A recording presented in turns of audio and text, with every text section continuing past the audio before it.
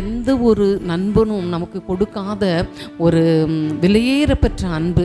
அந்த அன்புக்கு அகாப்பே அன்புன்னு சொல்லுவாங்க. அது நம்மக்கிட்ட எதுவுமே எதிர்பார்க்காத ஒரு அன்பு. அல்லேலூயா.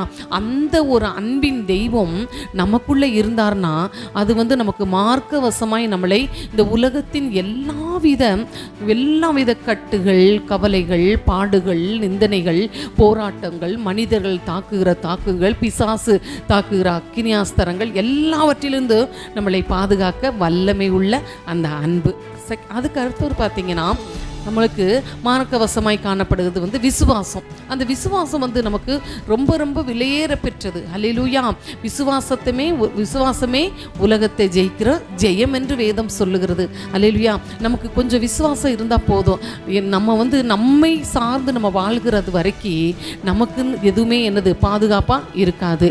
நான் நம்ம என்ன செய்யணும், நம்மளால் முடியாது அப்படிங்கிற ஒரு எண்ணம் வந்தால், நான் உம்மாலே சேனைக்குள் பாய்வேன், மதிலை தாண்டுவேன் என்று சொல்லி என்ன செய்யணும், ஒரு விசுவாச அறிக்கையோடு வேதத்தை நம்ம கையில் எடுத்தோம்னா அது நம்மை பாதுகாக்கும். அருமையான தெய்வ பிள்ளைகளே, நீங்கள் எல்லா காரியத்திலையும் வெற்றியாக இந்த உலகத்தில் நீங்கள் வாழணும்னா, வெற்றியுள்ள ஒரு கிறிஸ்தவ வாழ்க்கை வாழணும்னா, அன்பு விசுவாசம் என்ப இந்த இரண்டையும், அந்த அன்பு தேவன் கொடுக்கிற புனிதமான அந்த தெய்வீக அன்பு, அவரிடத்தில் நீங்கள் அன்பு கூறணும்.